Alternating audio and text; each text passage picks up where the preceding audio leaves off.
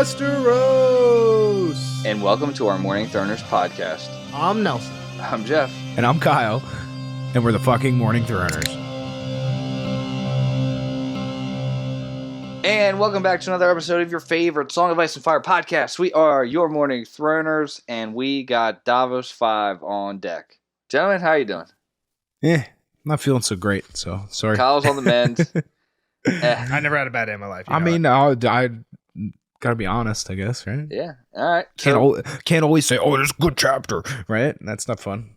Well, that's Nelson's. We yelled at Kyle last time for his fancy dinner for making us start late. Jeff had all his baby time tonight making us start late. I'm already a beer deep. Might get a little liquored up by the end of the podcast for this one. It's not even 9 yet. It was 9 o'clock the last time. If you just edit the pod and put it out on time, nobody cares. Wow, you're really going to get me heat after we just had scheduling conflicts last week? No, I'm yelling at the producer, Tom, in the background. If he did his fucking job every once in a while. There was just scheduling conflicts. We couldn't record. It's not an editing issue. It's a recording issue. It's a Tom issue. We need a new producer. All right. Anyway, on to Davos 5. Davos 5, Kyle. What are you thinking? I mean, it was kind of interesting to get back to some other people outside of the Wolves, right? I mean, I guess the last one was that Tyrion? Tyrion, but it was heavily focused on like the news of So. Davos is a cool cat in general. I feel like he brings different perspective He's awesome. to the world. He's the only lowborn perspective. Yeah. I was gonna say he's definitely kind of going through that in this chapter, right? Like where he's like, I don't even belong here. He's got imposter syndrome for sure. Yeah, he does have a little imposter syndrome because he has, I guess, in his last chapter. We do a little last time. He was in jail. He got sprung from jail. Yeah, he got like taken captive, and then he got released from captivity and made the hand. Is really how it ended. Yep, he's made hand, and they throw some leeches in the fire, which is where the chapter starts. And this is also something that Jeff and I, like, kind of in spoiler sections recently, have been like, "Oh, Kyle hasn't brought this up." That kind of what they're saying, where this chapter starts. This chapter kind of starts off by Melisandre and some of her cronies, kind of being like, "Yo, leeches are working. Like, let's burn this kid." And the leeches are working, meaning what, Kyle? Refresh the memory for people. Well, like, so they're leeching, I forget his name, Edric, right? Mm-hmm. Edric Storm, and throwing the leeches in the fire, and then they're seeing visions, right? That's how they're like fueling the visions of what's going on outside in the realm. No. Go back and Yep. just... I got it. Or they think that this leech, is like them burning these leeches is what caused some of this stuff. Is that what you're saying? Yeah. Santa says, "You have your leeches, do your work." Melisandre bowed her head swiftly and said, "As my king commands." Reaching up her left sleeve with her right hand, she flung a handful of powder into the brazier. The coals roared, and pale flames whirled atop them. The red woman retrieved the silver dish and brought it to the king. Davos watched her lift the lid. Beneath were 3 large black leeches, fat with blood. The boy's blood, Davos knew. A king's blood. Stannis reached forth a hand, and his fingers closed around one of the leeches. "Say the name," Melisandre commanded. The leech was twisting in the king's grip, trying to attach itself to one of its fingers. "The usurper," he said, "Joffrey Baratheon." When he tossed the leech into the fire, it curled up like an autumn leaf amidst the coals and burned. Stannis grasped the second. "The usurper," he declared loud. This time, Balon Greyjoy. He flipped it lightly onto the brazier, and the flesh split and crackled, and the blood burst from hissing and smoking. The last was in the king's hand. This one he studied a moment. It writhed between his fingers. "The usurper," he said at last, "Robb Stark," and threw it into the flames. And that's how that Davos chapter ends. So he throws these 3 leeches, says 3 names, and we've slowly been perished since. Yeah, exactly. So that's kind of what we were wondering if you were going to remember that at all. Which is, again, there's so much stuff to remember. We read them week to week, so I don't think anyone blames you when you don't. It has been quite some time since we read a Davos too. Yeah. But I mean, I was kind of there. I thought that they were like the leeches were doing something, right? That was they were at least taking responsibility for these kills because they do kind of go in through that here. Yeah. I mean, Joffrey hasn't happened yet. I'm still skeptical it will. Yeah, the reason I wanted to correct you there too, the leeches were separate from the visions because the visions are a different thing. They just see them in the fire. I got you. She can just... They come to her, right? Yeah, but one of the other important things in the last Davos chapter was Mel has always, or for a while, been claiming, "Oh, I see visions of this is going to happen. Trust me, this is going to happen."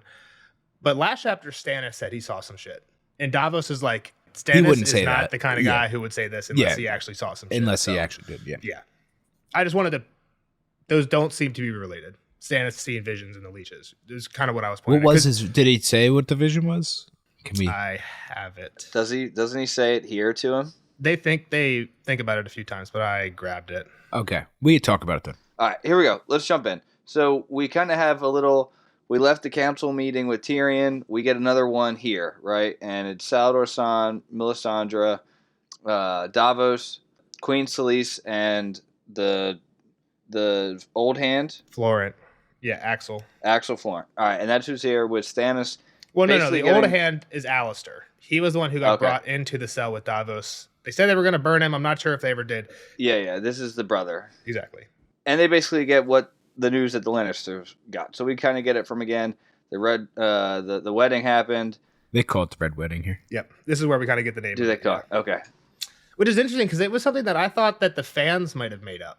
Like I thought that maybe the Red Wedding wasn't ever a term in the books, but I guess I'm wrong. I guess you were wrong. I was really tried hard not to spoil that name, and good thing I didn't. I'm really glad about that. I think I said it a few times the last couple chapters by accident. So. I think it. Yeah, I guess this is the first time we used my name, but whatever. So we kind of learn it again, right? Davos thinks to himself, "Oh my God, guessed right under their own house, like the Fraser cursed." Sorry to cut you off, but I think that is kind of interesting, right? Because when we started this whole podcast, there was a few things that Kyle said he knew, right? The two main ones, and I don't want to go into anything that you still know, hold off on, because at this point, I don't like spoiling anything for people who might be on their first read through. But I think Gotcha. the two main ones were like Ned and the Red Wedding. Not that you knew, I don't think you knew too much about it, but you knew that it was a term and it was like a big thing. I definitely did. I mean, I knew it was an ambushed wedding, but I was not expecting that, for what it's worth. That was, I was trying to figure it out for a while, but then I like also tried to stop thinking about it.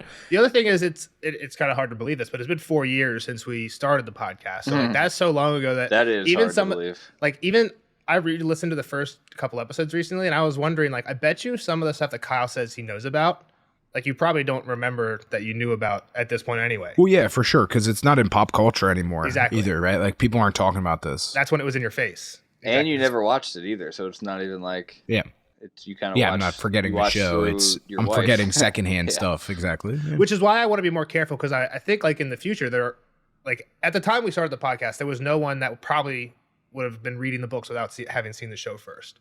But like in 20 years, right? Probably both will still be popular. When we're rich and famous.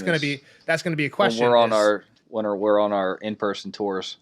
But like, you haven't seen or read Lord of the Rings, Jeff. Like, and maybe not for you because you're more of a watcher than a reader. But like, I think that would be an interesting question. Like, do I read the books or watch the movies first? I've owned the Lord of the Rings books for years. You understand my point? Like, when we started the podcast, that wasn't really a question.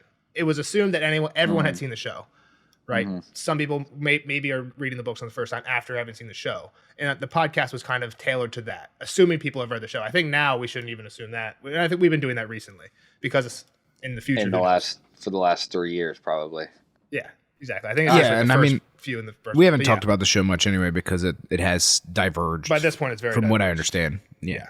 But sorry, Jeff. Okay. Go ahead. Get us back on track. I feel like the first one is kind of like repeat. Like we've heard about the Red Wedding a lot. We don't have to. I just have some big points on it. Obviously, you got Selyse and Axel there that are just like throwing love to the Lord of the Light. Like they're the reasons this has happened. Stannis is like out on it. He's like, "What the fuck are you talking about?" Like the guy got shot at a wedding, and Balon it's got Frey all over it. Fell off a bridge. Like, did your lord push him? Type thing. Yeah, how'd your leeches have anything to do with this? Exactly. Yeah. The one thing is we do get some extra info on the Red Wedding. Whether it's reliable info or not is questionable, but it's pretty gruesome.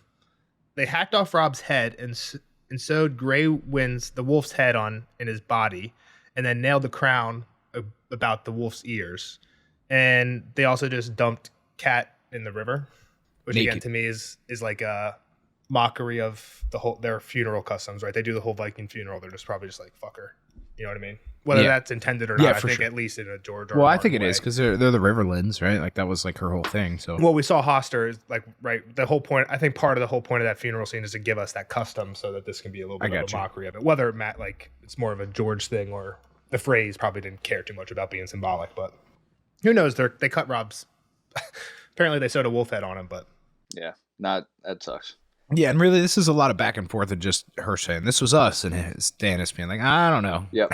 Yeah. Right. Yeah, Stannis changes his thoughts to like, all right, whatever. How can I use this kind of for my advantage? And he's like, there's the rest of the the rest of the Greyjoys and the Starks. And it's like, I need to send them a pardon to join my side now, and we can attack our like enemies together. exactly. There were a bunch of kings. Enemy is my friend kind of thing, right? Well, this worked for him already, right? There was the War of the Five Kings. One of those kings was his brother Renly. When Renly died, Stannis picked up a lot of people, I think he's thinking the same thing now. 2 other kings just dead. Who do those people? Those people got to pick a side now. Let's get to them first. Well, yeah, and there's really no hope for it, and that's kind of where my theory from later is going to come. Like, something has to change, right? Like, everything is very lopsided right now in terms of where the power lays.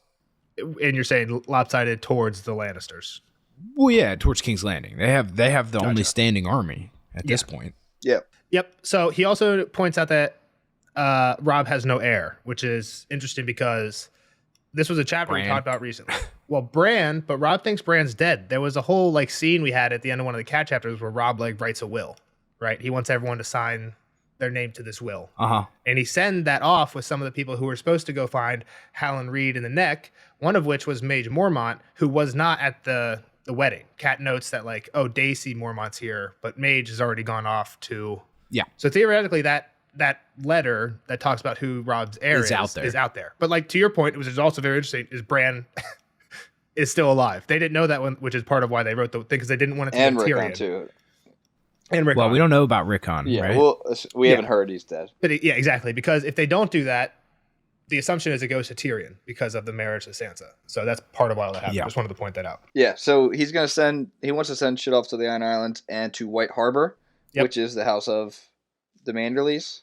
Yep. And Melisandre's like, whoa, no, you don't need to do that. More false kings are going to arise before they turn to you. And he's like, what the fuck? Like, more people? Like, this is crazy. She's seeing it.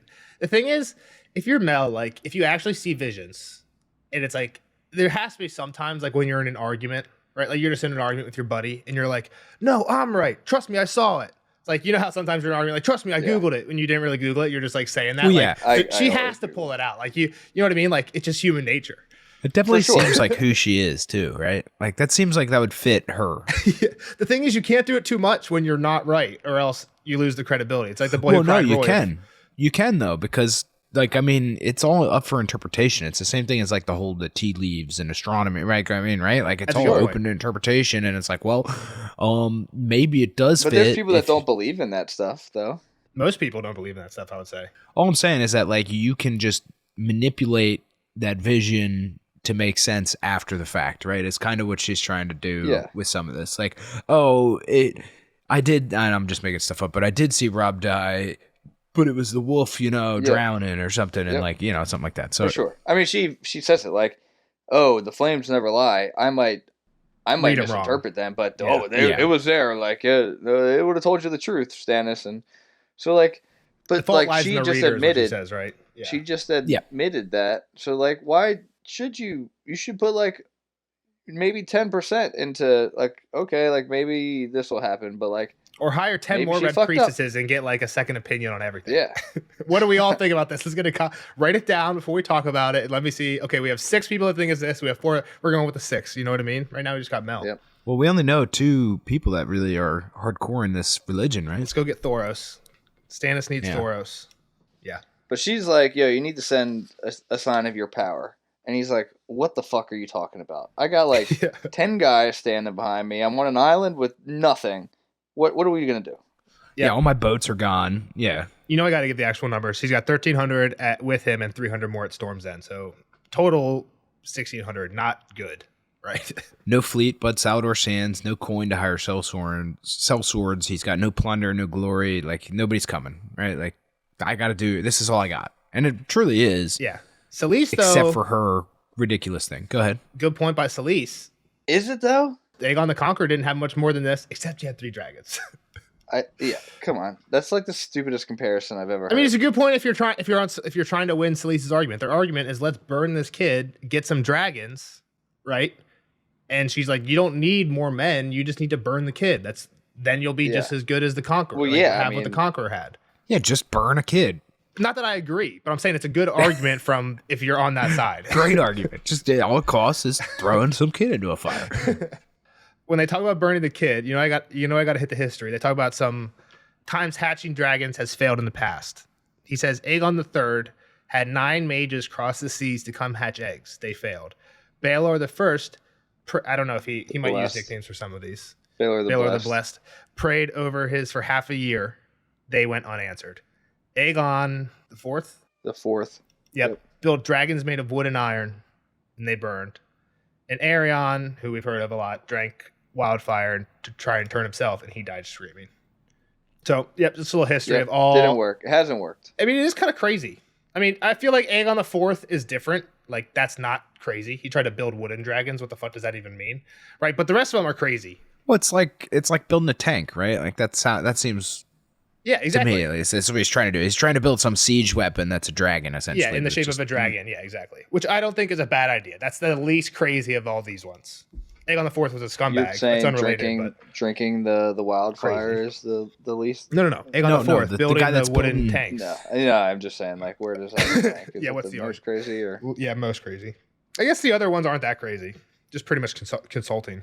Yeah, I mean, the one guy brought people mages, the other guy prayed. And the one guy prayed, so not that bad. It goes pretty severe bad pretty point, quickly to drinking shit. Yeah. They got so desperate. Then they go back and forth on like, should we do this, right? Yeah, I think they up until this point they haven't really brought up what they're getting at, and they're like, yeah, we got to burn the boy. Is what they bring it up. Yeah, I mean, we knew that though, right? Like she's talked about King's blood, and I mean that's like how they were doing the leeches, and then it was like these leeches aren't quite enough, to do what we need to do. I feel like we knew it was at least hinted at. 100%. Yeah, she's like, look, you have more things going for you than them, and Stannis gets kind of tired of her, right? Like at least it's. Maybe I'm a little ahead here. He's tired of her from the beginning. Earlier, she's like saying real more stuff. He's like, shut up. You're not in a night fire. Shut up. Don't touch me. Get away from me. Why are you here?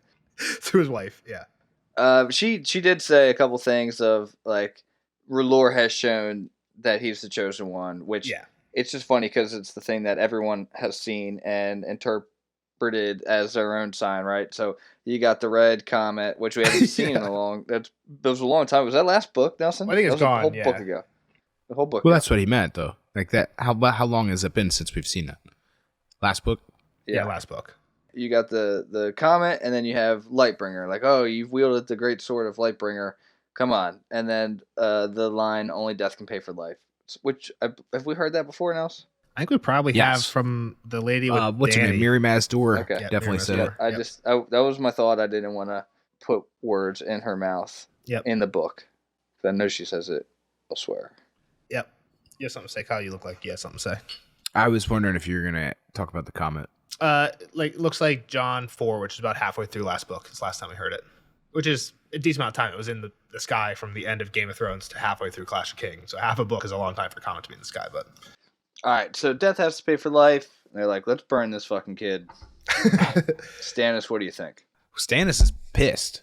It's interesting because Stannis doesn't want to burn the kid, obviously, but he even admits that like this kid literally has just been a pain forever. That whole being. Well, yeah, he ruined his own wedding, right? His wedding night, yeah. Cursed his Robert and the cousin in the bed. Yep. Which I mean, Celeste says that she kind of has a point. Like she's had bad luck with kids. If you believe in curses, she's had some bad luck. Yeah. And she's blaming it on that, yeah. And so then they're like, killing this kid's going to awaken the stony dragon. Awaken dragon from stone. I wish I had that prophecy, like word for word, if we ever got it. She definitely mentioned it when they were down in the lava room or whatever. I mean, I'm just saying things that there has to be like a quote from it. Yeah, so what the prophecy that she told Davos, I guess in the past, I'm sure I have it somewhere, but not offhand. So this is from the wiki. When the red star bleeds and the darkness gathers, Azor Ahai shall be born again amidst smoke and salt to wake dragons out of stone. All right. So Stannis is basically like, look, it's not the boy's fault. Like it was if anything, it was Robert's fault. Like the kid is innocent in all this. Yeah, he's just some kid. He's my family. He's my family too. He's my own blood. Which is kind of their point too. Like they need his blood, but it's like, come on, like, what are we doing here? We're killing innocent kids now, and then we get back to this like we've had this kind of discussion before too, like killing one versus killing thousands, right? Like Tywin just said it last chapter. Yeah, which again he was kind of lying because he did kill thousands. He killed a lot. He killed a lot more. Yeah. What I was actually thinking here, and it doesn't relate as much like in that aspect, but I was thinking like. This is kind of like a Ned. Like Ned stands up and quits being the Hand because Robert wants to kill Dany, who's a little girl, right? Like that's like the whole thing. Like Ned stands by, we're not killing kids. Davos is like, we don't. That's not like we don't kill kids. Like I feel like it's a similar like, and they're both like the Hand, right? The Hand is the one holding everyone else on the council is saying, "Fuck it, kill the kid." You know what? Who cares? It's just a kid. Yeah, and the hand, Davos and Ned, in both these situations, are the one like, no, like this is what now we're doing. This one even has the added layer of Kinslayer, right? But like, and Stannis kind of even tries to get into that, or somebody kind of starts talking about, but like he already killed Renly. I think Davos thinks it. I don't know if he says it, but yeah, he's already. Someone calls him out on that. Yeah. Oh, did they? Okay. Don't they? I think doesn't someone call him out on it right here? I think Davos just thinks it while they're talking. Oh, maybe he thinks it. Yeah. Like, I think he mentions it when he's like, "Oh, they killed him. Guess right." Like, that's second to kinslaying type of thing. But the crazy part about R'hllor is that Melisandre's like, "Oh no, the innocent make the best sacrifices." Yeah, the god loves that. Like, what? That's fucked up shit. That's the next part I have too. Is Santa's like, the kid wasn't at fault for what Robert and your cousin did, right, in our marriage bed. Like that it's not the kid's fault. He's just the product of it. He's innocent. And Mel's like, oh, that's perfect. The Lord of Light loves innocent people. But I mean, to be fair, that's pretty prevalent in history, right? Like it was like sacrificing virgins and stuff to the volcanoes and purity. He admits it would be a wondrous thing to see a stone dragon come to life. Is that Stannis? Or Davos? Stannis? Yeah, for sure. So like Stannis is like, he's exactly. It's like, but maybe. Like, and then this is when Davos is like, no. Yeah, so anyway, Stannis, he's like, the dragons were in there in court a long time ago, and it was crazy, and so to see one of these things when alive. He talks about the cool, I do like the little bit when he talks about he saw the dragon skulls, and when Robert, when he was a kid, when Aerys was still on the throne, but when they took over, Robert couldn't destroy him because they were too beautiful or whatever, but he didn't take them down. But the whole like, oh, we went, and when we saw them, he's like, I thought the king was like so regal and so kingly, and only later did our father tell us that Aerys had cut himself and Tywin was actually the one sitting on the throne. So Stannis and Robert thought that like, oh, look at this guy who looks like a great king. But it was Tywin. Yeah. It just kind of makes me think back to the very first Jon chapter.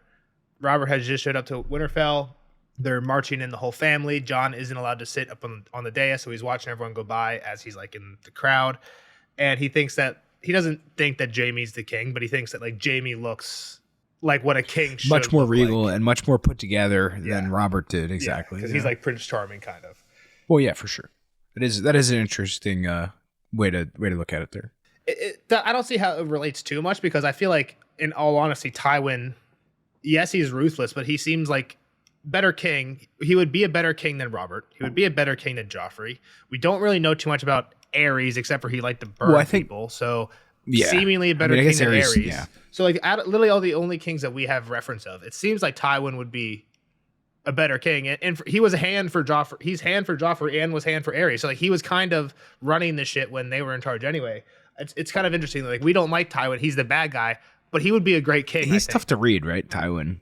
Well, that's kind of what I'm getting at here. Is like he's kind of tough to read, right? Like he could be an okay king, but I feel like he would still just. And I mean, maybe this isn't too far from any king, but like he's definitely going to be using that position to his advantage as much as he can and scheming. And like I don't think just Tywin becomes king and then he goes to chilling like Robert.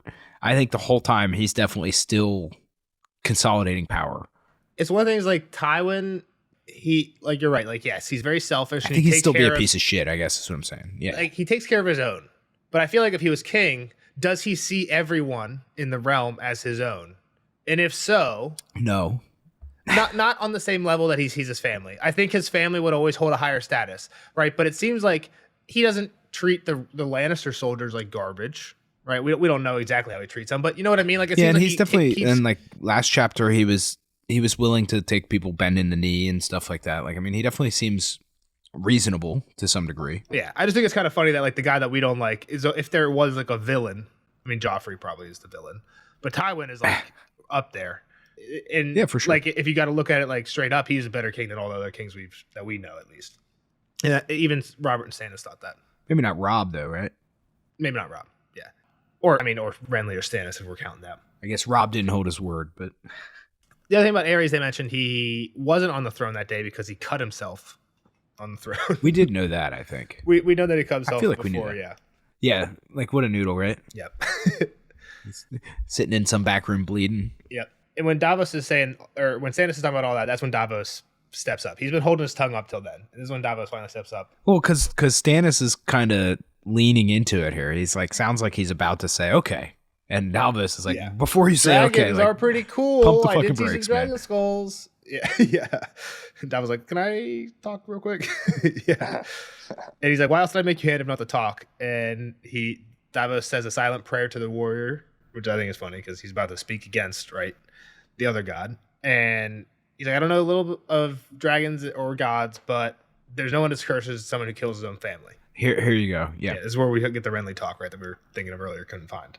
Maybe I don't actually see it in my notes yet. So I don't think they even bring up Renly, which is the crazy part. I feel like they do, so that's why I didn't want to say one way or another yet. But yeah, exactly. He's like this is pretty fucked. Like, you're gonna just curse yourself further if you kill this dude.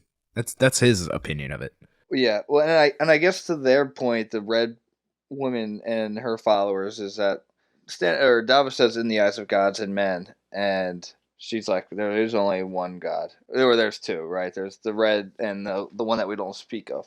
So, which I guess is gods in plural, so she's kind of wrong. But maybe she doesn't view kinslaying as the same. It seems like that's what she's implying. That, like, my god doesn't think kinslaying's bad. And it's like, then your god's worse than the rest of the gods, because, like, clearly killing your family like should to be kill bad. the innocent people. It's like, then what are we talking about? Clearly your god's not a good god. But so he's like, only a small man curses what they don't understand. And Davos like, I am a small man. And he's like, can you explain to me why you need Edric Storm to wake a stone dragon? Because they keep talking about him as the boy. So he's trying to get the actual name in there. Yeah.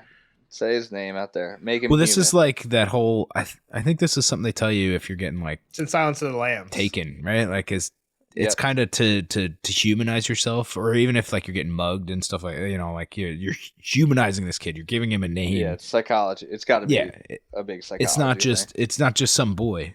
It's 100% in Silence of the Lambs. When they take the senator's daughter and the senator goes on the news, she keeps saying the name, and Clarice is like, she keeps saying the name to humanize. So you're right. And Clarice is an FBI whiz. So don't hate me. I don't think I've ever seen Silence of the Lambs. You should.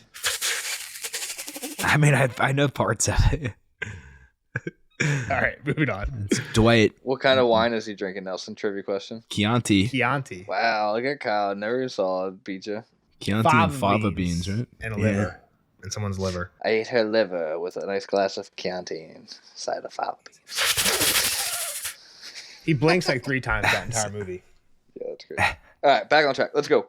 She goes back to like, oh, death needs to pay for life. A great gift requires a great sacrifice. Blah blah blah blah blah blah. And he has king's blood. He's got the blood of the king in his veins. You've seen, and this is true. You've seen what the king's blood can do, Davos. Like, do you really doubt me and our God right now? Yep. He's like, only 2. And, like, I didn't see shit. I saw you burn them, and now maybe some people died across the continent. Yeah, like Balon fell off a bridge, and Walter killed Robb. Like, what'd your leeches do? And so you doubt my power? And Davos even thinks, like, I don't. I saw you give birth to a shadow baby, so good call. All right, you got me on that one, Mel. But he doesn't say that out loud, and this is also... this is kind of where I think he was almost in the Renly thing, where he didn't mention killing Renly here, though. But he's like, the shadow may come seeking me as well. Yeah, so Melisandre's like, he's going to die. Like, he may be dead right now. Joffrey. The third's going to die, and he may be dead right now. So just watch. He's like, I might be a smuggler, but I know 3 onions are not 2 onions. Yeah. He's like, oh, she's like... Stannis like that. He gave a little giggle, too. Yeah. Got you there. 2 is not 3. Yep. Math checks out. They're like, just wait. You wait. Well, and that's even what he says. He's like, look, if he dies at home surrounded by nothing but his own people, like, okay, you got me. Like, I'm all on board then. So I think it's a good stop being point for a little Kyle prediction. The problem, I do like getting the Kyle predictions as we go through, but the problem with that is, like, some people like when I like cut and repost like what Kyle says in other episodes and we reference it, and they're so hard to find. They're in the middle. Like, that's why I like doing it at the end too. I mean, you could do it when you're editing. You could save them. Yeah, in their but own little... that's a preemptive, and I'm not. I'm a procrastinator. But yeah, let's get a prediction. What we think. So you know what I'm gonna ask? Yeah, is Joffrey kicking the bucket anytime soon? I mean, I don't think so on that one. I don't see. I mean, I guess it could happen because, like, there's some conflict going on there, but he doesn't seem to be at the center of it, right? It's mostly the Dornish and the Tyrells. The Tyrells. The Tyrells and the Martells. I told you those Rells would fuck you up. The Rells. Yeah. It's the Dornish men in general, the Tyrells and the Martells, right? Like they're both Dornish. Well, no, Martells. Right? Martells are from the Reach, and they don't like the Dornishmen because they share a border. Okay, so they're separate. Okay, but either way, yeah, I there is some conflict there, but like I don't think anybody seems to be out to get him just yet. Joffrey, that is. The other thing I think is slightly different is too, like when Balon died, who's next up, right? There's like a succession, not a crisis, but like it's not clear what's happening with all those lords. Like Stannis says, they got to go somewhere. Same thing with Robb, right? Like he doesn't have an heir. Stannis says it here. We kind of know that there's things in play. Joffrey, it's like what would really change? Yeah, like kind of like you said, Tywin would still be in charge. It would just go to Tommen. Yeah, it's like it doesn't really change anything either. So even like, especially from Stannis' point of view, it's like how does the Joffrey wouldn't part accomplish even help much? Yeah, and Joffrey's a piece of shit anyway. Exactly. Yeah. So, but okay, got that prediction. All right, so we get into the next part where Davos hangs back to just kind of throw one more shot at the Edric Storm, like, let's save the kid. And it's basically like, sir, it's your daughter's best friend. Yep. Like, they do everything together. Like, your daughter would be heartbroken. Don't do this. Yeah, they're friends. Edric, save him. And Stannis is like, come on, man. Like, give me a break. Like, you guys are just hounding me all the time. Like, I'm exhausted. And this is where Stannis talks about what he sees in the fire, right? He talks about the prophecy, and I think he believes it more now because he actually has seen the vision as well, which he kind of goes on. And it's this whole reason about, like, if it's just his reasoning behind being able to sacrifice one boy for the good of the realm. Yeah, I had this little part as a quote. Edric is one boy. He might be the best boy who ever drew breath, and it would not matter. My duty is to the realm. His hand swept across the painted table. How many boys dwell in Westeros? How many girls? How many men? How many women? The darkness will devour them all, she says. The night that never ends. She talks of prophecies, a hero reborn in the sea, living dragons hatched from dead stone. She speaks of signs and swears they point to me. I never asked for this, no more than I asked to be king. Yet dare I disregard her? He ground his teeth. We do not choose our destinies, yet we must. We must do our duty. No, great or small, we must do our duty. Melisandre swears that she has seen me in her flames, facing the dark with Lightbringer raised on high. Lightbringer!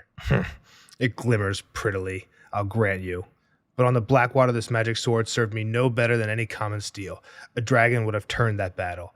Aegon once stood here as I do, looking down on this table. Do you think we would name him Aegon the Conqueror today if he had not had dragons? Your Grace, the cost. I know the cost. Last night, gazing into the hearth, I saw things in the flames as well. I saw a king, a crown of fire on his brows, burning, Davos. His own crown consumed his flesh and turned him into ash. Do you think I need Melisandre to tell me what that means? Or you? The king moved, so a shadow fell upon King's Landing. If Joffrey should die, what is the life of one bastard boy against a kingdom? Everything. Yep. And then Stannis kicks him out. So I think that's like the Ned. This is the part that reminds me of Ned, right? Yeah, for sure. It's definitely the same like parallel to that whole situation. But there's just some lines we don't cross. It's kind of his thing. Exactly. Yeah, he's just a fucking kid. The thing that I guess I don't know that it confused me, but like, what do you think this crown and king, or the king with the burning crown, means? Like, he says it like it's like plain as day, but like, is it him? Is it Joffrey? Is it like something we haven't seen? I don't know. I don't know. I have thoughts. Yeah, I mean, I guess unfortunately that means that you guys can't talk about it, I guess.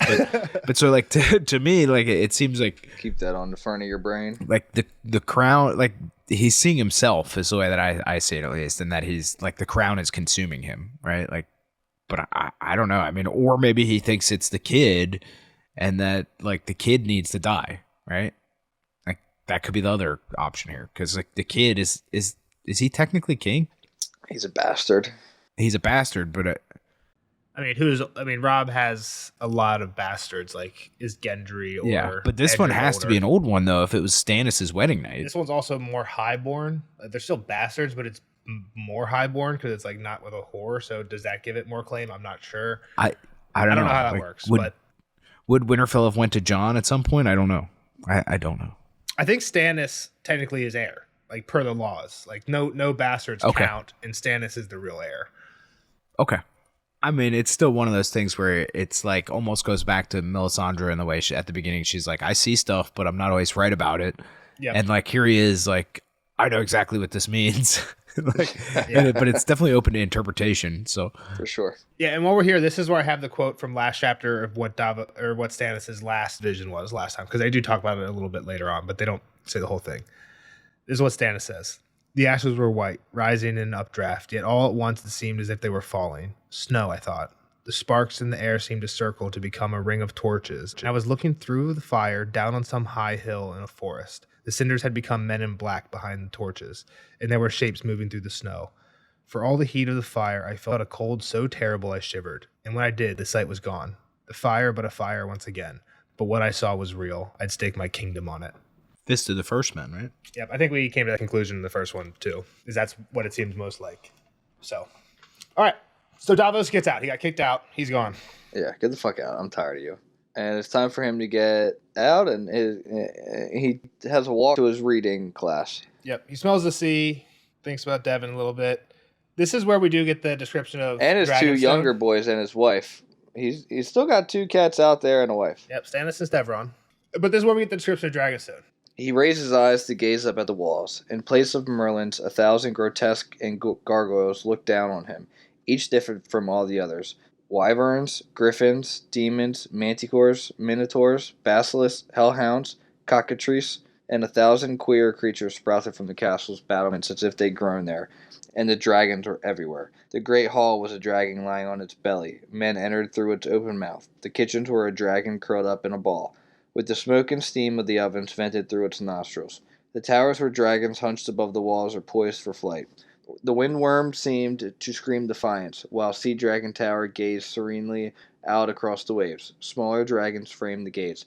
Dragon claws emerged from the walls to grasp at torches. Great stone wings enfolded the smith and armory, and tails formed arches, bridges, and exterior stairs. Davos had often heard it is said that the wizards of Valyria did not cut and chisel as common masons did, but worked stone with fire and magic as a potter might work clay. But now he wondered, what if they were real dragons, somehow turned to stone? Yeah. Dun dun dun. It almost seems like fucking Disney World or something, like some attraction, maybe like Harry Potter land, like where it's like some come see the dragon castle. But I mean, if it is, sleeping dragons, like Stannis seems to want to believe it is. If it does, he's gonna have the biggest fucking dragon army ever. It sounds like. Well, yeah. I just to your point, it has to look so crazy. Like people always say, if you could go I say people always say on in the forums I go nobody to, says people always say just you. If you could go to one castle in Westeros, which one would you go to? And I always want to say I go to Storm's End because it's just the huge thick walls and the huge stone drum fist sticking out of the end, or the Eyrie. Those are kind of my 2 favorites because it's just so high Erie's up. Pretty cool. And you got the sky cells, you just got way out there. I mean, King's Landing's got to be out there with all the secret passageways. It's like Hogwarts. If you don't answer Dragonstone, you're just wrong because of this description. Literally everything is in the shape of a dragon. It would be so cool. It seems gimmicky. It's tourist trap, man. Dragonstone looks cool in the show, but there's 1 or 2 dragon. It's nowhere close outside of doors. It's not like this, right? Yeah. This would be sick, dude. So cool, dude. Tourist trap. This is south of the border. But on the way to the Macer, he does run into Salador Sand, his boy. Yeah. Quick combo. One of the things that I think is funny is Salah says, if he does bring one of these dragons to life, what's going to happen to this castle? It's going to fall apart. He's plus these dragons are full of rooms and privy shafts. Yeah, people are going to be inside. What if you were in the belly? What if you were in the kitchen at the time or eating in the Great Hall? Do you become dragon food? He's it doesn't really make sense, so... Yeah. Son wishes he was out looting, wants to find the horn. That's another horn that we've heard of now that this one calls a kraken. Kind of Davy Jones type shit. So why Salad is mad at Davos, a little recap on what's happened, because Axel, when Stannis is what do I do next? Axel was we should attack Claw Isle because they're weak and defenseless because all their people were fighting for us and they got captured at King's Landing and bent the knee, so they're all there. And Stannis is we could, and Davos is yeah, but what are we going to do? We're really going to go attack the undefended place. Women and kids, yeah. Because they fought for us and steal all their shit. No. And that's what kind of makes Davos' hand. But that was Axel's plan, which fucked him out of hand. But Salador was going to be the one doing all the looting and like raiding. So pretty much all the goods would have been a lot of his. He stood to gain. Yeah, exactly. That's kind of why when Davos, he's like, do you forgive me for my treachery? And he's like, forgiving yes, forgetting no. So again, it's like they have an interesting relationship. The other interesting thing about Salah is like Davos was gonna kill Melisandre. He told one person, Salador Sand, and then he gets captured and thrown in jail. They said it was because Mel saw it in the flames, but like if we're being like, who could have told on him? It's pretty much just this guy. Only Salah, yeah. So I'm not saying that's what happened, right? There's a very high likelihood just he saw it in the flames, but it's like one of those things that who knows, right? Was she just saying, "Oh, I saw it in the flames," like I said earlier, like it's a good excuse when you got that in the back pocket. Yeah, exactly. So another thing he tells Davos is that like, "Yo, Queen's men don't really care for you. You better keep your head on a swivel." And Davos is like, "Yeah, I know. I'm making some friends as well." So Davos is making his own group that he calls the King's Men. So we got the Queen's Men and the King's Men, and they're all Stannis' men. But it's like, are they pretty much the big distinction is who's their god? Yeah, who believes in these people? The Lord of Light and mostly Selyse and Melisandre, or are we old god Davos? You want to say Davos Stannis, but Stannis is kind of like at the top of this pyramid, right? It doesn't really matter which god you go, you get with Stannis either way. Well, and I mean, a lot of that came from after that fight, right? Like they saw the whatever plan falter, so that like it's kind of sown some doubt in some of these guys, and just it's hard to move on from your history too. Like you believed one thing your whole life, how do you just change your mind? Yeah, so we got the list of names. There's only 3 people that Davos mentions who, well, he thinks about it. He doesn't actually tell Salah, I think, any of the names, but he thinks Gerald Gower, who fought well at the Blackwater, kind of like how I was saying, but now talks shit on R'hllor, saying he must suck pretty much if he lost to a dwarf and a dead man, which is funny. Like he lost to Renly and Tyrion, a dwarf and a dead man. I found the one Renly mention as well, by the way. Hit us with it. It comes at the end of this conversation with San. So the next one was Sir Andrew Estamont, who was Stannis' cousin and had served him as squire. That's all he really says about it. And the last one was the bastard of Night Song, who commanded the rear guard in the Blackwater and worshipped the warrior with a faith as fierce as he was. So Davos thinks that, yep, those are the King's Men. They're my guys. But he doesn't tell Salah who they are. And he's like, a good pirate once told me that a good smuggler stays out of sight. And he's like, yeah, a crew with no tongues is better. Or he says like black sails know how to hold their tongues. And Salah's like, a crew with no tongues is better. And he's like, I'm just glad you got people watching your back, which is good. Like, it seems like Salah's out for himself, but he does like him and Davos. Gotta have a gang. Yeah. I feel like he's kind of on Davos' side, but he's on his own mission too. He definitely seems like one of his closest allies, and you're right, like he doesn't seem that close. I think it'd be like being friends with Jack Sparrow. Like, like you want to be his friend, but you also know that like he could hightail it out of there if he needs to. Yeah, at your expense. So then the last part of their convo is like, yo, do you think Stannis is really gonna burn this fucking kid? Yeah. And it's also Davos doesn't think so. I was gonna say it's also one of those situations where like he doesn't have anybody else. Davos doesn't have anybody else. He's got to take any friends he can get, right? Like, so the best that he can do is Salad or Sand. That's the best he can do. Mm-hmm. But yeah, exactly. It's. Do you think he's actually gonna burn him? So this is where they bring up Renly, and Davos is like, he will not do it. He cannot harm his own blood. And San's like, Lord Renly will be glad to hear this. Salah says it. And yeah. And then Davos says, Renly was a traitor in arms. Edric Storm is innocent of any crime. His grace is a just man. We shall be seeing, Davos. Yeah, well, you shall. I'm leaving. Yep. I'm going. This is funny. He's like, I'm going to patrol my waters because Stannis made him like master of ships or something, an admiral of the Blackwater Sea or whatever. So now Salah is just going to go do what he always does, pirate all the ships who are legally under Joffrey's eyes coming in and out of Blackwater Bay. But Stannis now is going to say it that he's doing it under Stannis' rule. Oh, that's hilarious. All right, so now it's time to go see Maester Plios. Yep. This is where Davos gets into like, oh, I'm not good enough to be the Hand. Nels is going to give us a little history lesson. Yeah, so this is So now he's walking to the Mesa Chambers, and this is one of those parts where we get like a good section of the chapter, a couple pages where he's thinking back to. So right, he's going from this meeting with Stannis to his next reading lesson, and for the next couple pages, we get like how him taking reading lessons started, right? Mm-hmm. So he basically said, because Sella says, the higher you rise, the farther you have to fall. And Davos is like, I have risen too high. I'm way, like, kind of like we were saying earlier, imposter syndrome. I'm not suited for this job. Way above my pay grade. He had once told that to Pylos. Yep. And he's like, you know how to run a ship, then you know how to run a kingdom, is what Pylos said. He's like, it's not the same thing. And he's like, words are wind, which is kind of, I like this like ship. They have this like little ship kingdom analogy. Words are wind. He's like, you just need to figure out the right words. Well, this kind of goes to the Greyjoys too, right? What do you mean? Where it's like every man's a king on his own ship. Yeah, oh, that's a good point. I didn't even think about that, but yeah. And he's like, I'm not highborn. I'm not wise. I'm not learned. I'm not a battle commander or a great knight. Yeah, and this is where we get some history. So Pylos basically starts rattling off a bunch of hands who were those things, but still sucked. Yeah, or failed. So Ryan Redwine, who was one of the greatest knights of his day, but one of the worst hands. I mean, this is definitely a very real phenomena where, like, yeah, somebody could be like excellent. Like, I mean, just to put it into your guys' realm, like he could be an excellent quarterback, but an awful coach, right? Like, exactly. Like it Game of Thrones words, I'm thinking like Jaime type person, or like Barris and Selmy type person, right? Just because they're or the Mountain, right? Just because they're really good at killing people doesn't make them a really good advisor. Yeah. Next one was Septon Murmison, whose prayers worked miracles, but had the realm praying for his death when he became hand.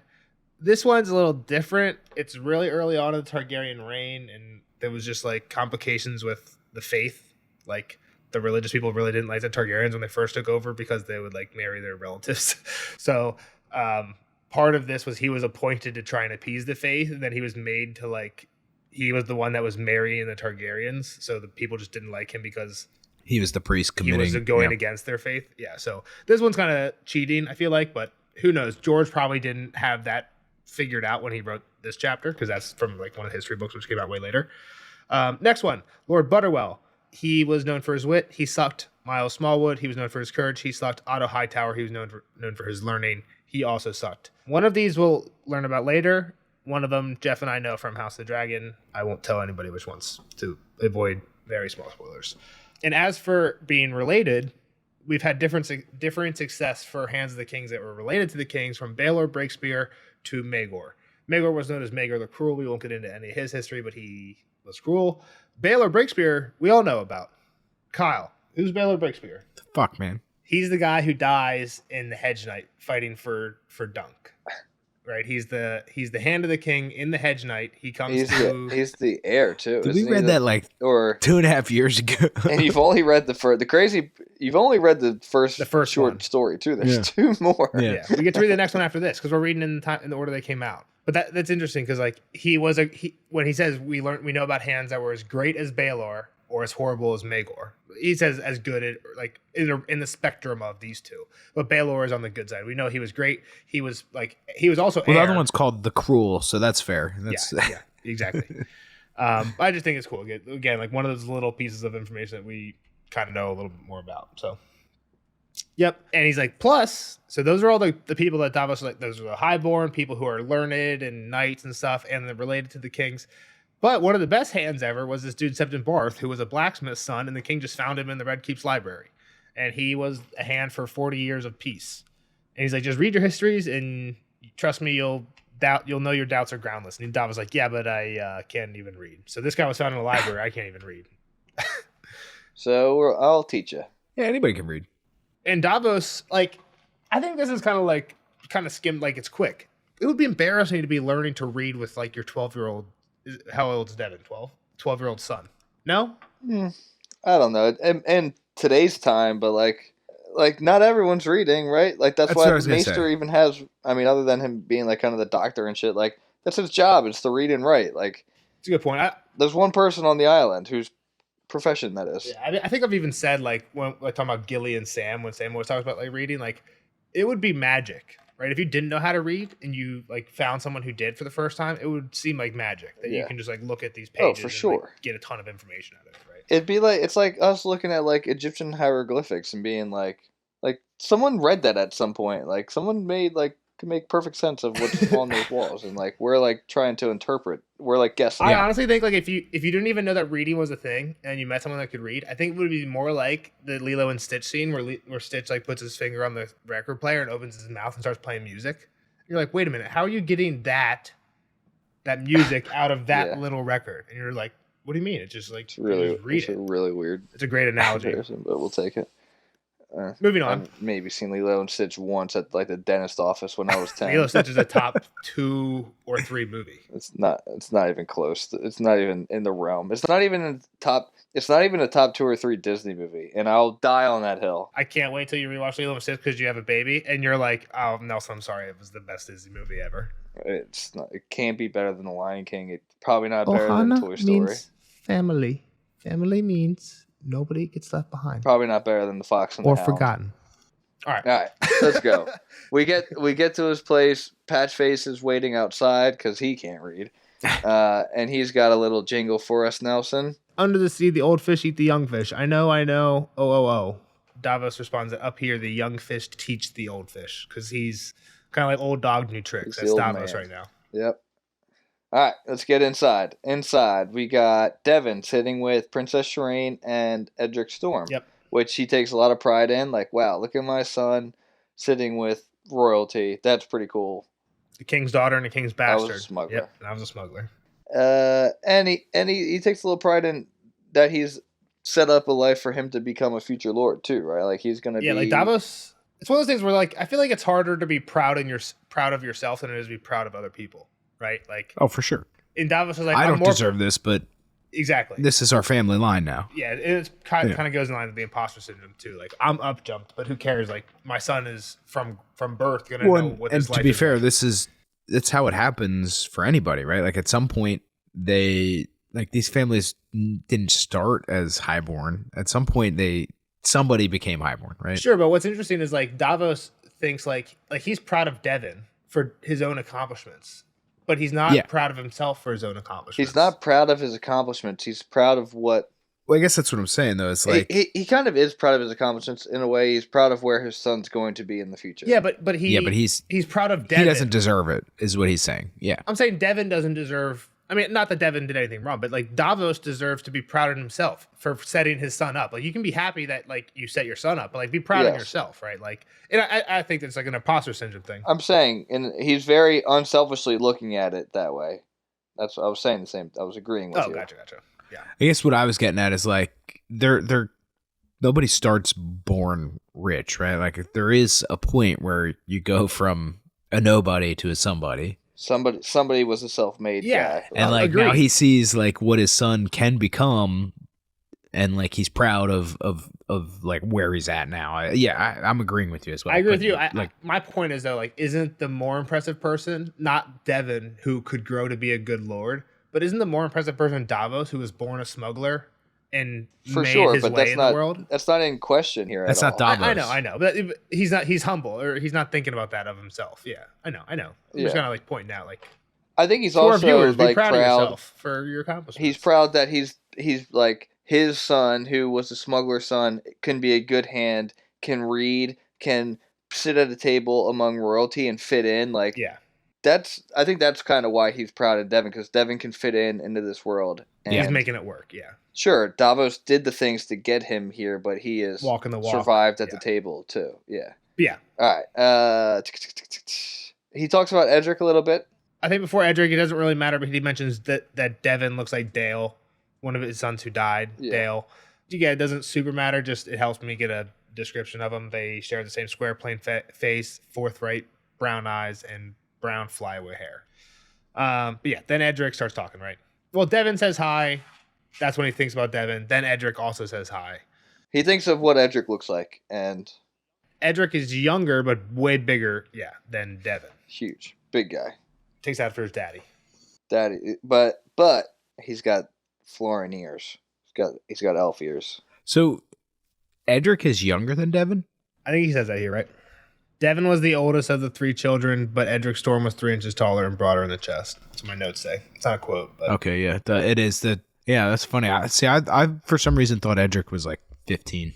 So Shireen's like, yeah, we're learning about Daron the First. And I don't know. Does there on the first do anything cool, Nelson? He conquers Dorne. That's what they're reading about. He conquered Dorne. The interesting about it, though, which is I think kind of funny in hindsight, is Daron, and they do mention it in this chapter, Daron wrote the book about him conquering Dorne. So they're like, he's super brave and courageous and awesome. And then later, Pylos is like, yeah, he writes with an eloquent hand. It's like, oh, he wrote his own book. No wonder he's brave and awesome and courageous. It was like, he wrote the book on himself. It's kind of like people always say, like, oh, you know why Matt Damon is so smart in Good Will Hunting? Because Matt Damon wrote it. Yeah. I mean, that's like an old saying. Like, right, history is written by the victors, right? Yeah, like, so. Yeah, exactly. I think this is like the most obvious point in Game of Thrones. This guy who literally wrote his own book, and everybody kind of likes him as a great king, but we really don't know too much.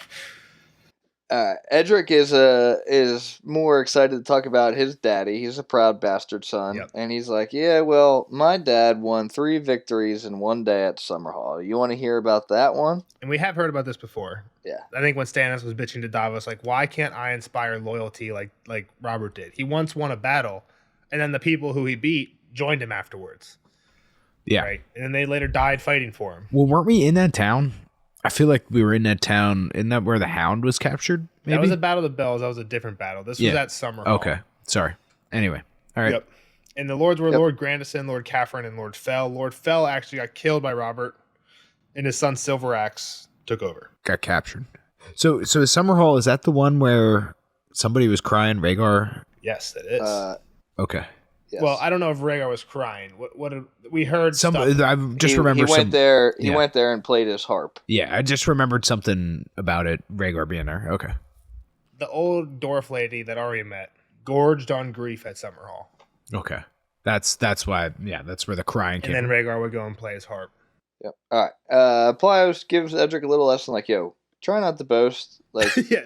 Your dad lost, and he lost in tournaments too. Like, he got bested before. Like, all right. So, kids, get out of here. It's time for the Hand to get his lesson. Well, he did get beat by Mace Tyrell. I got the name. And Mace Tyrell beat him at Ashford. I do feel like there's like an asterisk next to this. Like it wasn't like Mace wasn't even really there, and it was like actually did Robert like somebody trip else and fall? Like it was Mace's people, but like he wasn't actually even there yet, or like something happened. It wasn't like a real battle, but yeah, on paper Mace beat Robert somewhere. All right, Plios, how's he teaching Davos to read? They're basically, I guess, either reading. I guess how the girl. I mean, I don't know. Probably a bad way. I guess that's how you learn to read as kids. You start with like just word books, and then you work your way up through to like easier books, yeah. And then you're reading shit. But Davos is like, fuck the books. Like I think a lot of books are even like labeled like 3rd grade level, 4th grade level, like right. Well, like, yeah. They're definitely by level. It's funny, like this Conquest of Dorne, which is written by a king. It's like what 4th grade level. Well, to be fair, what you had said before, King Daeron wrote with an elegant simplicity, is what he says, and it's history, and like I'm very good, and it's very enthralling. I think it's like a subtle, it's like a big subtle joke. It's like this king just like he wasn't even smart enough to write a good book about himself. He wrote like a Dr. Seuss book about himself. Long story short, Davos was like, fuck the books, like, give me any old letters. That's what I'm going to need to be reading. Like, I need to read the letters that are being sent to Stannis so I can understand them.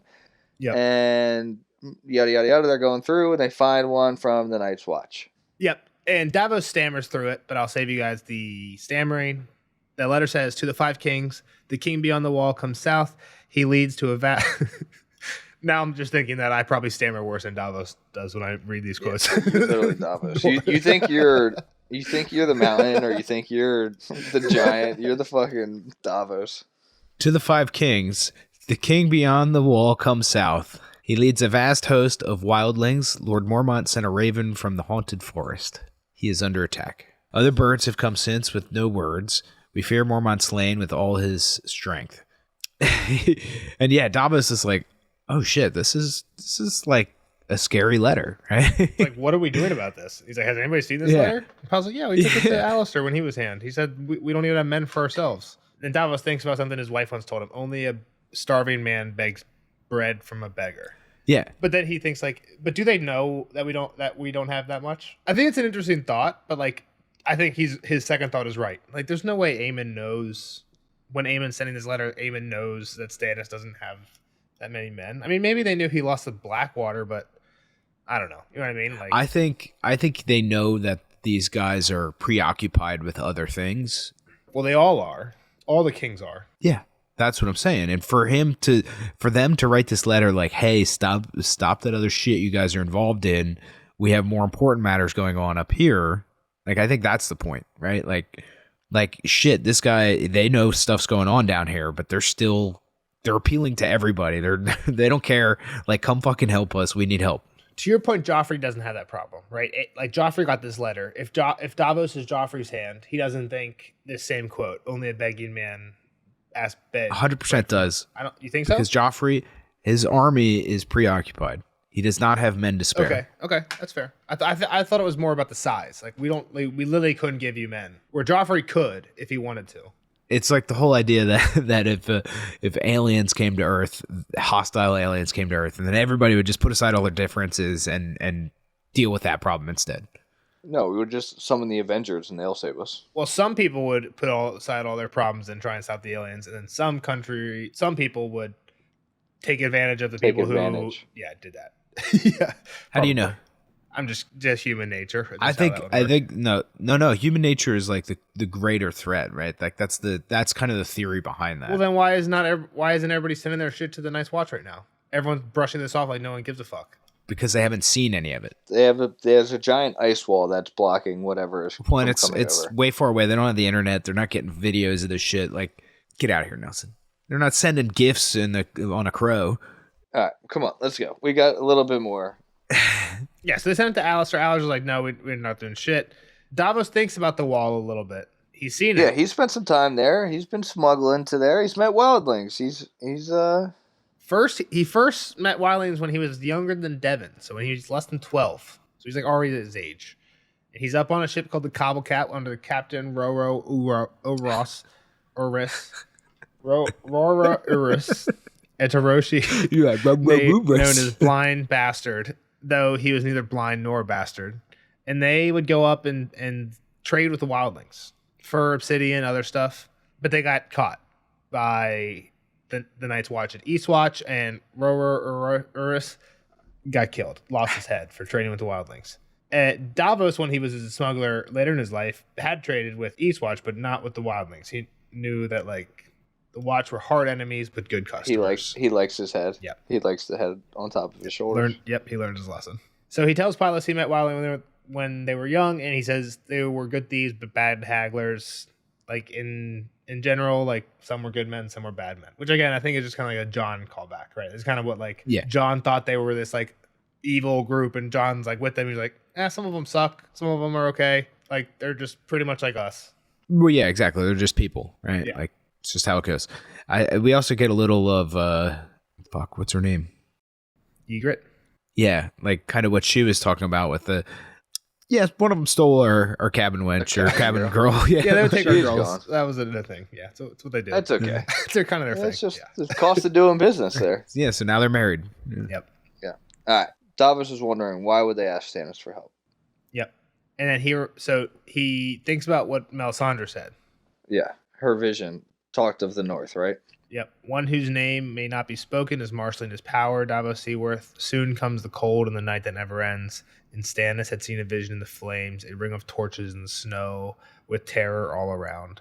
So that vision that he's mentioned there is the one that I read earlier. It's never read out in this chapter, and when Davos was thinking about this, he's like, "Are you okay?" Pylos is like, "Are you okay, bro?" I'm scared.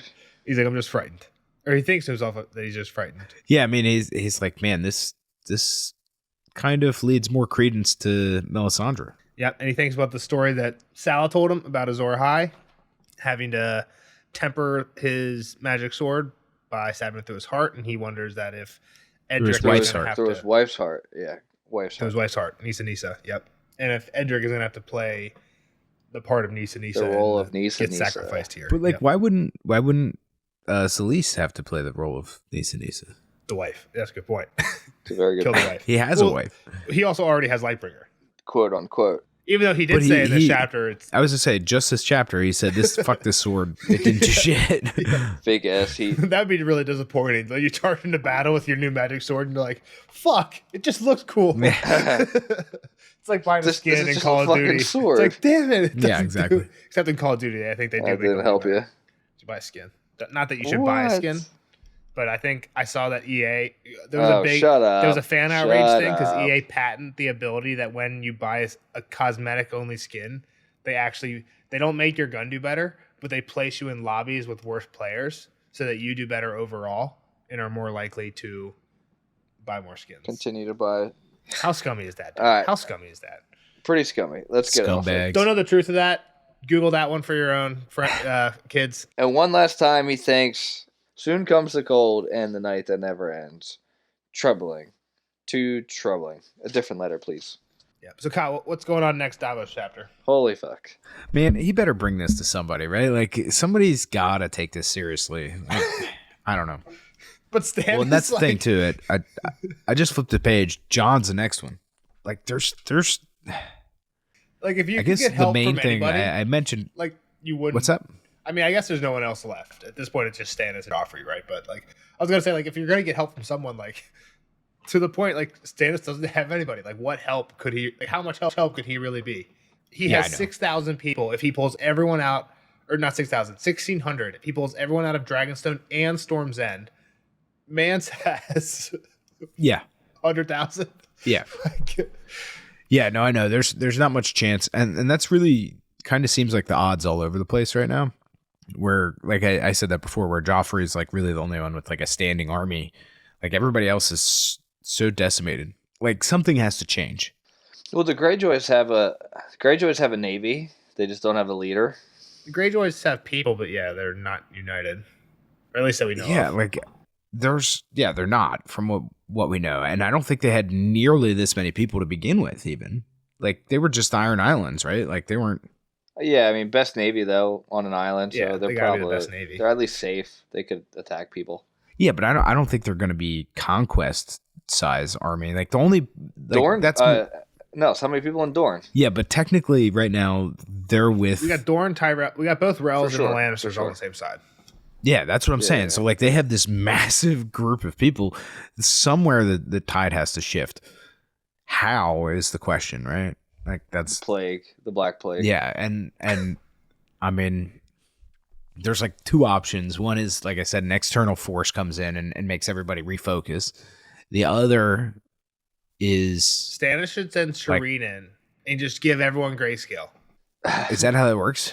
I think it's true. Hers is treated. I don't think they would have Devin and Edric sitting next to her if it was contagious. I think it is normally contagious, but I think in her case they've like stopped it. Okay, or whatever's going on. Yeah. But if not, that would be a great play. Smallpox blanket.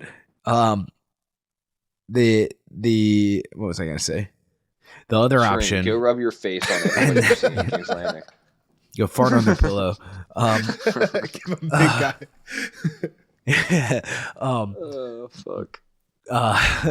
No, so this is like the main prediction, I guess, of this one is like I think Stannis is gonna get back to him, and I think it might push him over the edge to do something with Edric, unfortunately, right? Like I think that's what's gonna have to happen is the Night's Watch letter is gonna make him do something with Edric. Yeah, because I mean it's just more stuff that's kind of pointing in the correct direction as to what Stannis wants to believe. Like it's the Melisandre. It gives validity to Melisandre. It gives and like so. I think that's what's up. It definitely does that. That even Davos. Well, yeah, and that's what I'm saying. So like the more more evidence stacks up on her side, right? Like why wouldn't you start to believe her eventually? What I was gonna say is like I think it's so out of character for him too to actually entertain the idea of burning him. I mean, he kind of did give couple reasons earlier about like the, it's for the realm and yada yada yada. I got to do what I got to do, and I have a duty. But at the same time, like I think he's trying to talk himself into it. Like I don't think it's something he wants to do.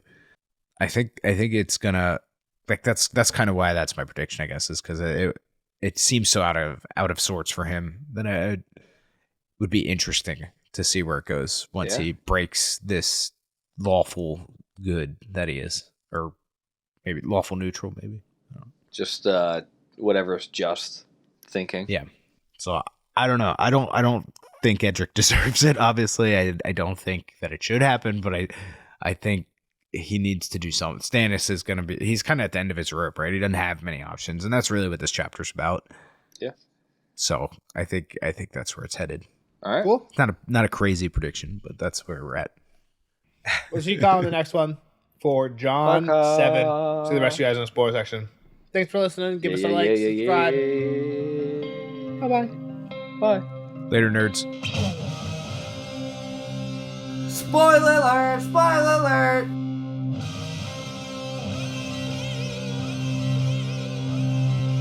Spoiler alert! Spoiler alert! Bye, Kyle. Bye, Kyle. See you on the next one. Get the fuck out Now, of here. on for the spoiler section. For Davos 5. Jeff? All right. My last lingering thought that I have is that I could just talking about it again. I feel like we've read this over a week now. So like us recording, we've been sitting on this for a while. So I'm pretty sure we talked about this a little bit. I'm going back to thinking that he's gonna burn Shireen at some point. There's a lot of burn Shireen's like symbolism here. Like, will he burn Edric? Oh, maybe if it's cool, if it really gets me a dragon. Like, Yeah. I He's wonder going to miss what- out on burning Edric. Let me just finish my thought, and then we can talk about kind of maybe what's out there in the universe. He's going to obviously miss out on Edric, right? Davos is about to send him away. And something at some point is about to be going down bad. And it's going to be... It's just... I think the show is... I think this is what we talked about. Like, the show is one of the things that George said that to do, right? And it's like... He's going to be down bad at some point, and he's going to have no other choice, or he's going to lose, and he's going to burn his daughter. Well, hold on. I told you this before, too. Stannis is not with Shireen. Shireen is at the wall with Selyse. Oh, yeah. No, and this... Melisandre. Yeah, so this is what we Stannis is talked by about. himself near Winterfell. Right. So if she gets burned, some people think it will be to bring Jon back. Yeah. I also think it could just be Selyse and Melisandre being like, Stannis needs help. We saw some bad shit in the flames. Let's burn the daughter. Without anything like Jon. So I think part of it might be Jon forced their hand, right? If they need King's blood, there's been some, and Mel might be partially on her own cause for it, right? Yeah. And here's partially why I think the whole King's blood thing. I feel like I was talking to somebody, whether it was Blackfire or Morgoth. I was talking to one of those guys in the Discord about this recently, like King's blood. And my thought on King's blood in the show, because they were like, I said somebody had King's blood, and they're like, does that really count as King's blood because they're not related to Robert, or like because they're not from a Targaryen line, or something like that? Is it anybody that was a king? To me, I think it's anyone that was considered a king, and it goes back to the Varys thing. Power resides where people believe it resides. Well, what about these people that just say, I'm king? And my point here is Mel wants to burn Mance. Mance is a bastard from a wildling ranger from a Night's Watch ranger and a wildling woman. He has no king's blood. But he's become a king, and thousands of people treat him as a king, so Mel wants to burn him. However, there's the glamour, right? Yeah. So it's not actually him they burn. They burn Rattleshirt instead. Right. The question to me is, like, would that still count? People think that's Mance burning. They think that's King's blood burning. I don't know. I'm not going to get into that. That's too deep right now. My point, though, is we have some King's blood at the wall. Let's think about all the King's blood at the wall. By the end of this book, when Stannis gets there, let's think about all the King's blood at the wall. Stannis, Shireen. Jon, Mance. Why Jon? He's a Targaryen. Sure, okay. Mance's kid. Mance's baby. Yep. And then by the time Dance of Dragons comes around, we got Jon, we got Stannis isn't even there by the end of Dance. Like where we're at in the book, Stannis isn't there. Shireen is. Mance isn't. Mance is in Winterfell. The baby's with Sam and Gilly. That's fine. I don't think it's... I think people would sacrifice Shireen, though, for Jon. Like, I think it's much more awful and sad that if it was like, oh my god, we just burned this sweet girl for nothing. Think about how powerful it was in the show. I mean, yeah, for sure. But it was powerful because Stannis was involved, and Stannis isn't with her, so it would just be Selyse, who we already don't like, because she's already a crazy fanatic. Like, so, say, it wouldn't be that... let me paint the picture for you. Shut up one time. Okay, Stannis loses the thing at Winterfell, and he has to retreat. Melisandre is predicting what she's reading. She's trying to read the flames, sees Stannis losing as a last-ditch effort to win, right? The goal is to win Winterfell. She burns Shireen. Doesn't help. Stannis is able to retreat back to the wall, and he's like, "Where's my daughter?" And he's like, "Oh shit! Well, we burned her." That would have been. You're saying that Mel sees that Stannis loses the initial battle. She sees that in the fires. Is that what you said? Yes. And then she burns Shireen to try and help him. It doesn't actually help him. When he comes back, she's like, "What happened?" He she's retreats. Like, I burned your daughter for help, but it didn't help. Yes, and that would be the end of Melisandre, maybe with Stannis. I can see that. I think you're a little bit tainted by the show. Well, I mean, that was a completely different thought than the show. But that, I mean, we're already. Unique. I think the books are already far, like a little bit further off from the show because Shireen and Stannis aren't together. I think what your idea, and I don't think it's a bad idea. I think it's very plausible because of what we saw in the show. But I think what your idea does is it takes the books and gets us to where the show got to as fast as possible, right? Which I don't think is bad. We know where Stannis is. He's at Winterfell, about to attack Winterfell. Exactly. So you can't avoid that. I just gave you so an you example. Say he loses that. Yeah. So you can't avoid that. So you say he loses that, but survives, and he needs to regroup, and then Mel needs to burn Shireen. So we get that done, and then yeah. But I'm saying it's like happening at the same time, like. And then you say it accidentally brings Jon back. I'm not saying anything about Jon. I'm saying it's completely okay. Jon's irrelevant. I think it's weird. I mean, I guess death pays for life, and that's not weird.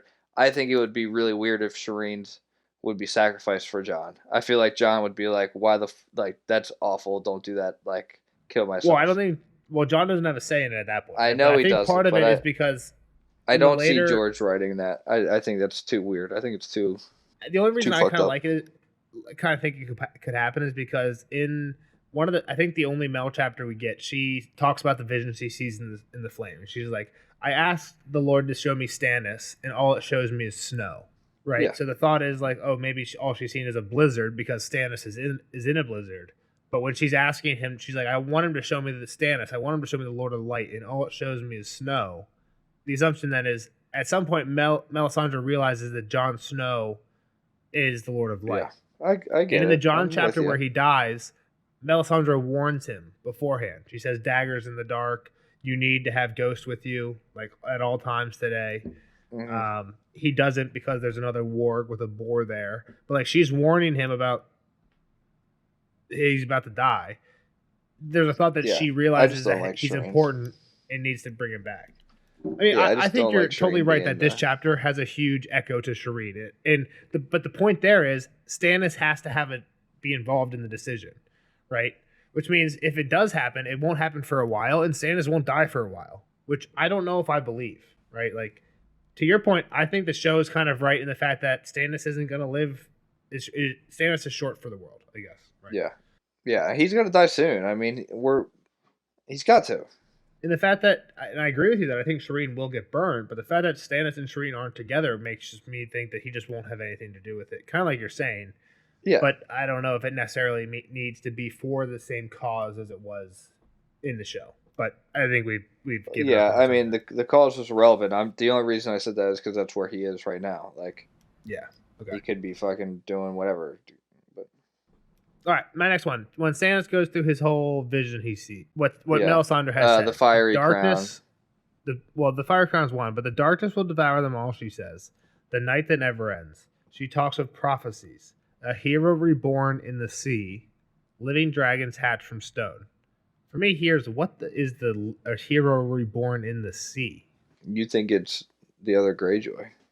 I think this, if anything, hints to Dany. Well, right. I think the living dragons hatched from stone.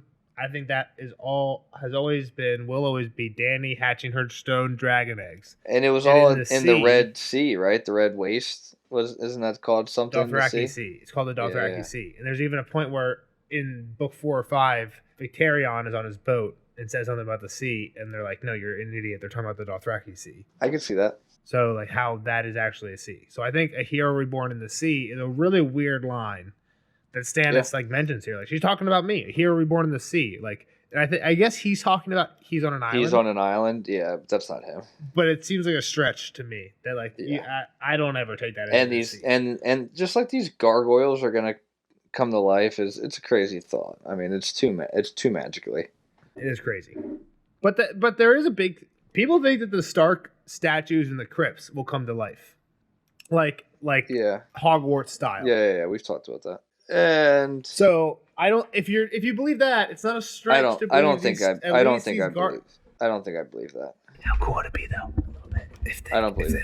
Well, if that's true, then we're gonna have we stone got dragons. Stark crypt people. We got gargoyles from Dragonstone. We got Namiria's wolf pack. We got the White Walkers. We got the Rels. We've talked about it before, like the stone dragon being a volcano too. Like I don't see the point in that. Yeah, but I think the point of stone dragon is like we have all these little like rooms shaped as stone, and I think what Salah says. No, I get is it. A really I'm good, saying great in the point. past we've talked about Dragonstone being a volcano, and that's dormant right now, and it's going to wake and erupt, which is kind of like the doom. But I just have we ever talked about that? I don't know if we talked about that, but I really like that idea. It's a genius idea. Because that's one of those things that like I feel like George has done enough. Like you're saying, he's set that up. We've had the doom. We know it's a volcano. Yeah. They've been down there, and there's like fires bubbling. Like, if that thing blew up in the next book, I wouldn't be surprised. It feels like it was almost foreshadowed. And I bet you we could, if we reread it, we would find even more foreshadowing for it. Whether it's one of those things like Kyle said, where it's prophecy, if you read into enough, you can find anything. But I think that's something that now I've never thought about it, but now that you said it, the volcano on Dragonstone is a ticking time bomb. That thing's going off. I never thought about it before, but yeah, but what's the point of it though? Why would it go off? Like, does it go off so that they can't harvest the dragon glass? It goes off so we learn more about the doom. Why do we need to learn more about the doom? What's the point? I guess to your point, we don't. And maybe it won't go off. But my point is there's a lot of stuff in the fandom that people like want to know more about, right? We know part of the doom is the Faceless Men kind of claim it. Like Arya, when she asked about the history of the Faceless Men, she's like, oh, that was a bunch of slaves in Valyria. And they were told to work in the mines while the Valyrians were doing all this dragon magic and sorcery and stuff. And these guys were just toiling in these like lava volcano mines. And one of the slavers became the first Faceless Men. And he gave the gift to the other slavers. Right. And Arya is like, no, that's not right. She should have given the gift to not to the slaves, to the slavers. Exactly, not to the slaves, to the slavers. And he's like, oh, he did, but that's a story for another day. Which kind of implies that somehow the Faceless Men did the doom. And one of the thoughts is that they threw a dragon egg into the volcano. And that's when the first dragon came? No, that's where the doom came from. Oh. I have no idea where this theory comes from or if there's any validity evidence to it before, but I kind of like it. And now that you say that, what makes me wonder is there's another theory that the Faceless Men have a dragon egg. Euron claims to have found a dragon egg in Valyria. And he tried to hatch it and got so mad that he couldn't that he threw it into the sea. Yeah. However, Balon Greyjoy dies before Euron gets into port, like 2 days before. Now, could he have been 2 days offshore and rode in? Sure. But what the Ghost of Highheart says is that Balon was killed by a man without a face with a drowned crow on his shoulder or something like that. Yeah. Which implies Faceless Men paid by Euron. Yeah. That's how a lot of people take that. Okay. How would you I'll pay buy. for the Faceless Men if you're super expensive? A dragon egg. Yeah, a dragon egg is pretty good. I mean, he's also been pirating around. Again, I've never heard this theory before that this volcano erupts. But now where I'm on is if the Faceless Men have a dragon egg. I never really liked that Euron theory because the point is why. Like, yes, the Faceless Men seem to have a vendetta from the very beginning of their history that I don't like the Valyrians and the dragons and stuff. But why would they want a dragon egg? They fucking know Dany has new dragons, right? What if they just wait till Dany gets the Dragonstone? They use the dragon egg they got from Euron, dump that shit in the volcano to get rid of Dany's dragons. Blow that shit up. Or at least that's their plan. Yeah. I think that's a super genius idea. Again, I've never pieced all these together. And again, like I said, I don't know if there's any evidence for the fact that the doom was actually caused by Faceless Men throwing dragon eggs into the volcano. But it does seem like it was caused by Faceless Men. Yeah. We're talking about a stone spitting fire. That's a volcano, so I don't know. I went down a little bit of a rabbit hole on you saying that, but I've never thought about that the volcano will erupt and cause problems. And the only theory I've ever heard of where the doom, I'm sure there's other ones, but the only ones I've ever heard of is the Faceless Men throwing a dragon egg. And that, again, ties up with the other theory that I've heard of Euron selling the dragon egg to the Faceless Men.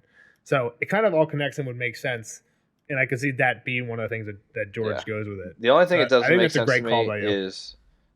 make sense to me is like no one's really there unless Danny gets there. And why would we spend all this time for Danny to get there to just get blown up by a volcano? So that's not true.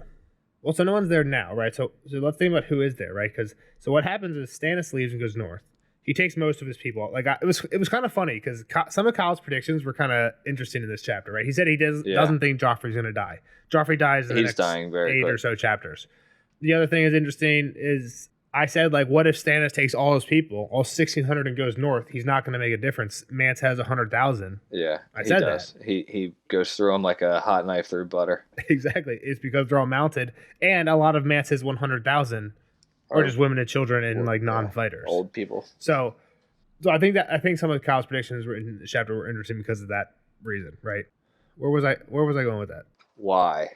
Who's at Dragonstone right now? Is that where Loras is trying to fight somebody?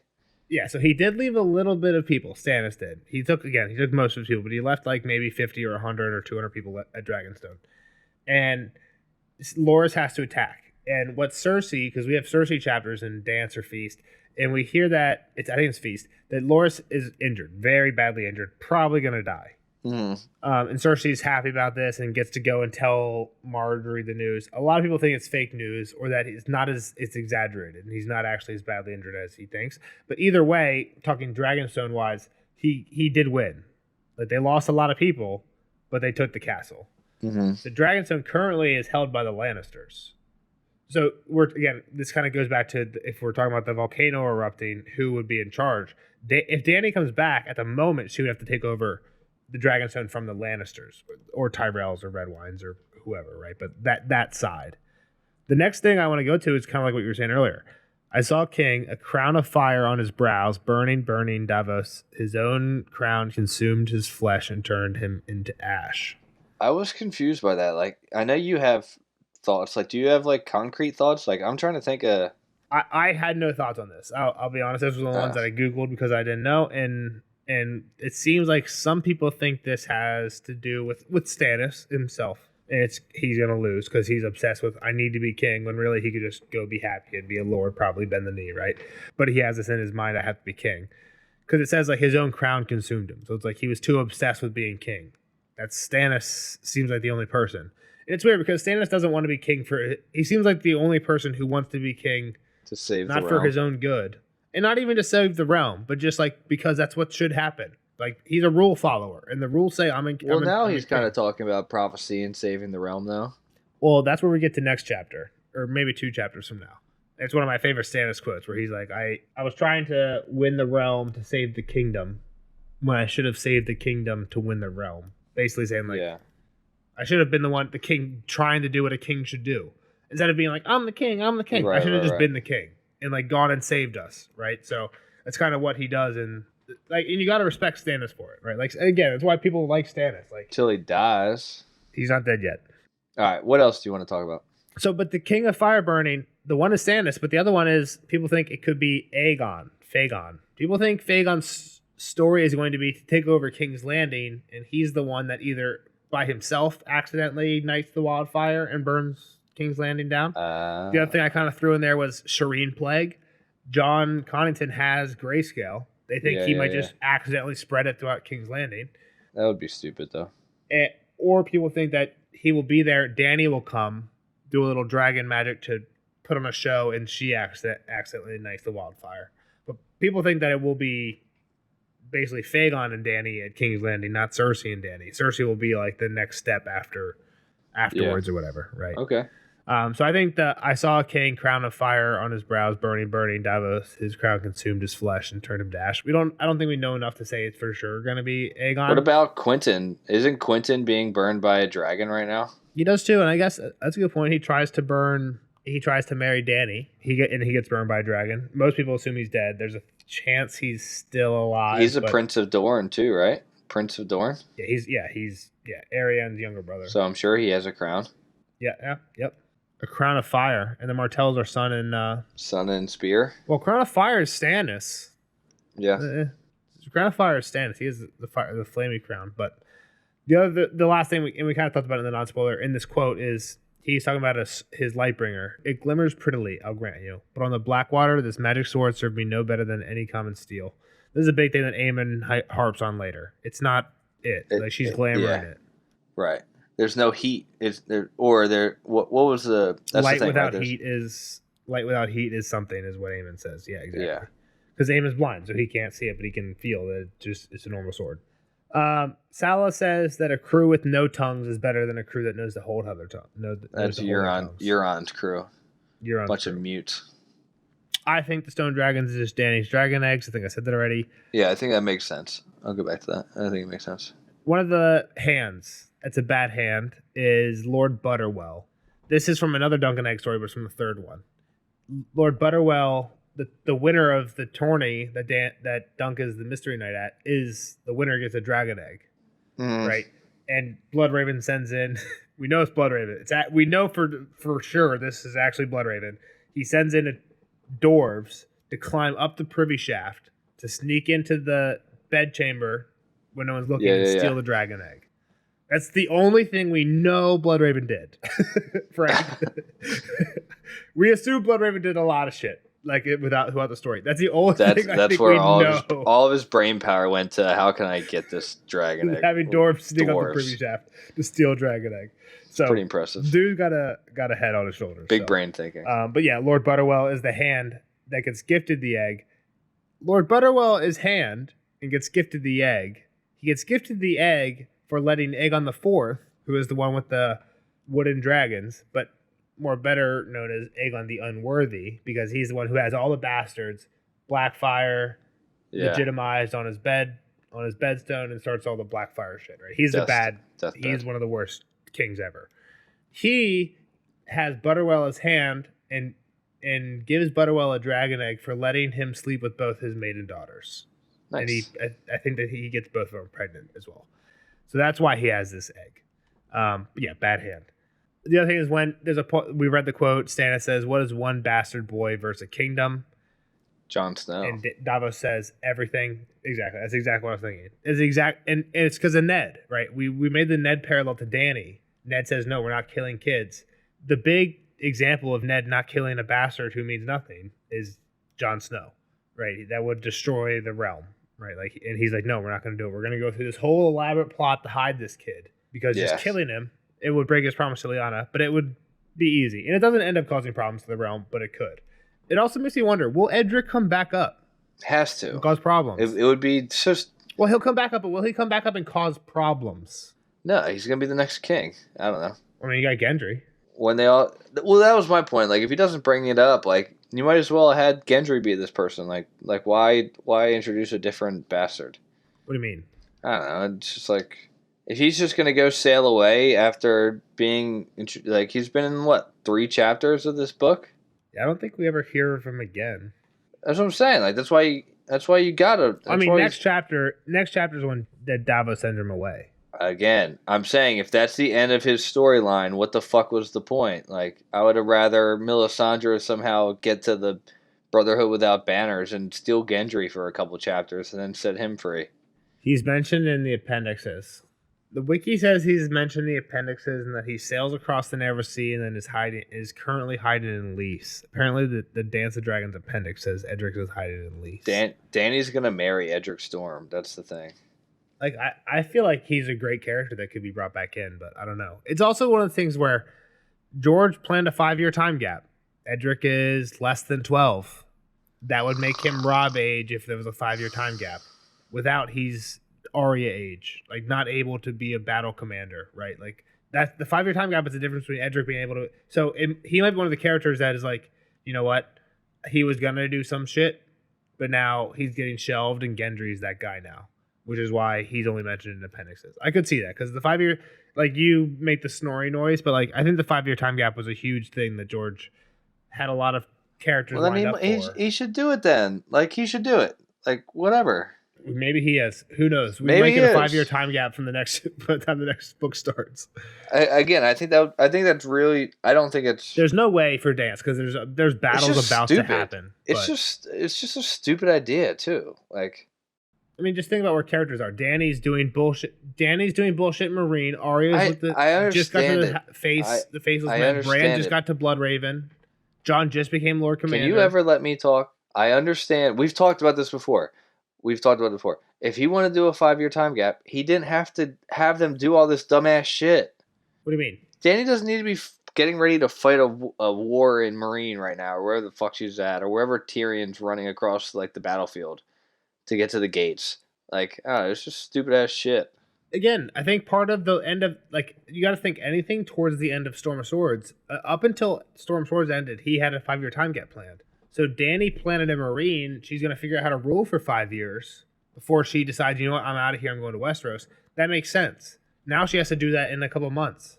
Okay, well, then do it, George. George, you listening to us right now? Then do it. Figure it out. Listen, what I was going to say was I've recently heard that one of the reasons he decided not to was because he didn't think it was a believable thing that Cersei stayed in control on King's Landing for 5 years.